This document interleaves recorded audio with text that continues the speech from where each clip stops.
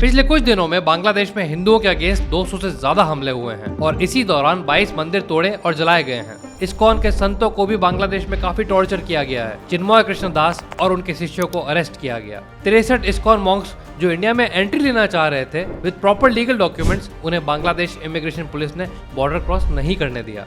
क्या अचानक से जो बांग्लादेश में तख्ता पलट हुआ वो इंडिया का सबसे बड़ा इंटेलिजेंस फेलियर था?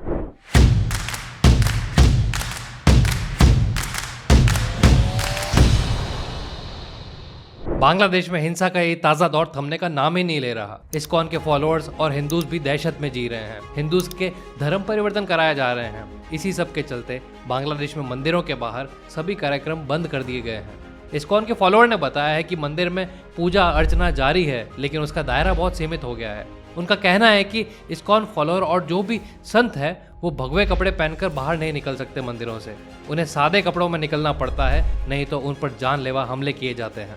इस वक्त हमारे देश में हर कोई चाह रहा है कि भारत सरकार बांग्लादेश के खिलाफ इन चीजों पर कुछ कड़े कदम उठाए, क्योंकि अभी निंदा करने का समय गया। कहते हैं कि जल्दी से जल्दी बांग्लादेश पर आक्रमण करके हमारे हिंदुओं को बचाया जाए। उन जंगली जिहादियों को भारत का सनातनी देशभक्त समाज ये संदेश देना चाहता है कि समय रहते अपनी मर्यादा में आओ, वरना ईंट से ईंट बजाएंगे तुम्हारी। मुझे नहीं पता हमारी लीडरशिप क्या प्लान कर रही है। जो भी करना है करे, लेकिन बांग्लादेश में हिंदुओं के खिलाफ हो रही हिंसा को रोके। इसके लिए चाहे मिलिट्री इंटरवेंशन ही क्यों ना करना पड़े। अरे भाई, हमारे हिंदू भाई आखिर कहाँ जाएंगे? ये मदद की आशा किससे करेंगे? दुनिया में और कोई ऐसा देश नहीं है जहाँ Hindu as a matter of last resort जा सके।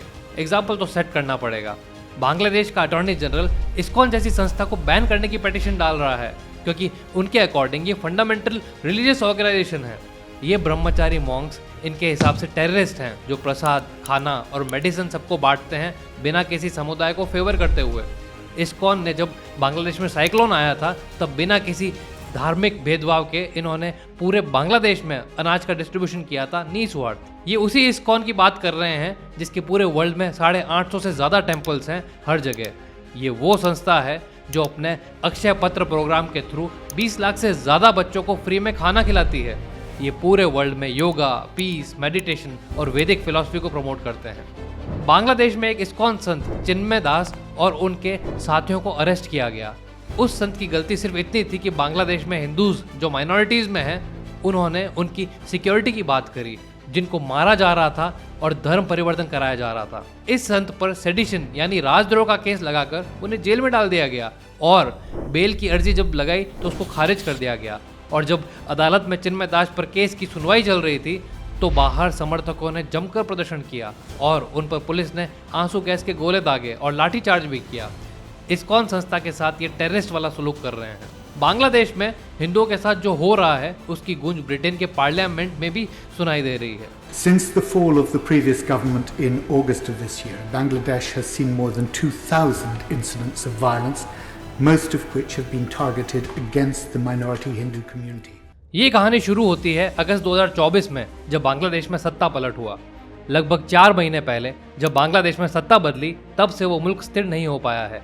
वहाँ की उस समय की प्राइम मिनिस्टर शेख हसीना ने अपने देश को छोड़कर भारत की शरण ली और तब से दंगे शुरू हुए बांग्लादेश में। इंडिया अपने आप को आने वाले समय में वर्ल्ड की सुपर पावर के रूप में देख रहा है, पर अपने पड़ोसी देश में इतनी बड़ी राजनीतिक उथल पुथल को कंट्रोल नहीं कर पाया।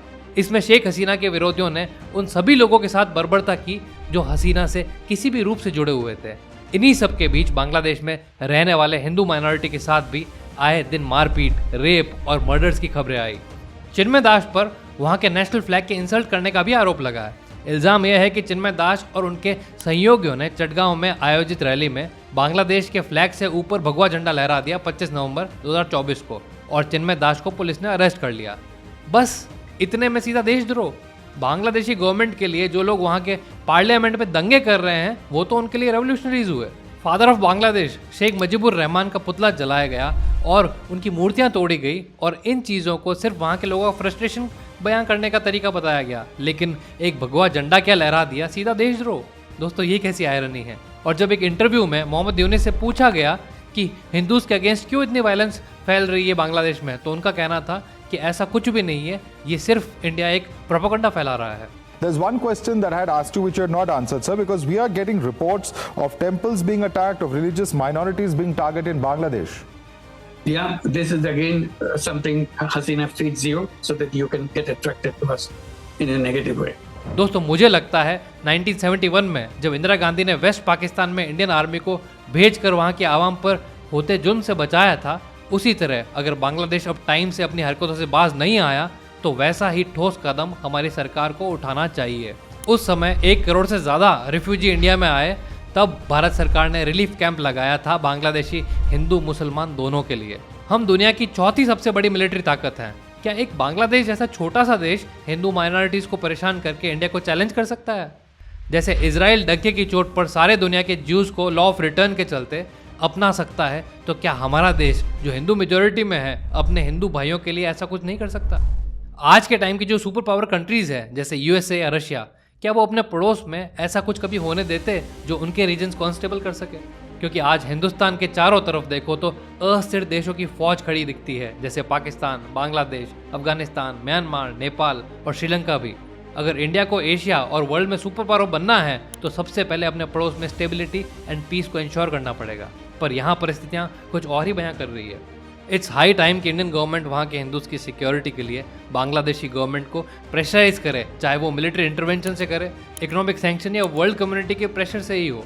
बांग्लादेश को इंडिया लॉक कंट्री भी कहा जाता है क्योंकि बांग्लादेश की 94% बाउंड्री जो है वो इंडिया के साथ शेयर होती है। ये देश हर तरफ से इंडिया से घिरा हुआ है, तो इस मायने में सुरक्षा और अर्थव्यवस्था दोनों में बांग्लादेश की भारत पर बहुत ज़्यादा डिपेंडेंसी है। इसके अलावा आपको पता होगा कि बांग्लादेश की जीडीपी जो है वो टेक्सटाइल इंडस्ट्री मतलब कपड़ा उत्पादन से ड्राइव करती है और इसके लिए मेजर रॉ मटेरियल इंडिया से वहाँ जाता है। टेक्सटाइल रॉ मटेरियल के अलावा काफ़ी एग्रो प्रोडक्ट्स इंडिया बांग्लादेश को एक्सपोर्ट करता है। इकोनॉमिक सैंक्शन लगा के बांग्लादेश की इस डिपेंडेंसी को उन्हें प्रेशर करने के लिए काम में लिया जा सकता है। इसके अलावा बांग्लादेश में हिंदू माइनॉरिटीज़ पर हो रहे अत्याचारों को रोकने के लिए वर्ल्ड कम्युनिटी को रोप इन किया जा सकता है, जिससे बांग्लादेश को वर्ल्ड कम्युनिटी में प्रेशराइज और आइसोलेट किया जा सके, जैसे कि रिसेंट पास्ट में हमने पाकिस्तान के साथ किया। दोस्तों हम जो भी करें, लेकिन इट्स हाई टाइम हमारी गवर्नमेंट को कड़े स्टेप्स उठाने होंगे। मोदी का भारत विश्वगुरु बनने का सपना देखता है और ये सपना तभी साकार हो सकता है जब आप जियोपॉलिटिकल अरेना में अपनी ताल ठोक सको। दोस्तों क्या हमारी जगह यूएसए, चाइना, रशिया, इजराइल होता तो क्या कड़े कदम उठाते वो ऐसे में, और क्या हम उसके आसपास भी हैं कहीं? इस पर आपका क्या सोचना है कमेंट बॉक्स में लिखकर ज़रूर बताइएगा, और चैनल बुकशाला को भी सब्सक्राइब करें ताकि हम आपके लिए आगे भी ऐसे ही मीनिंगफुल वीडियोस ला सकें। Thank you.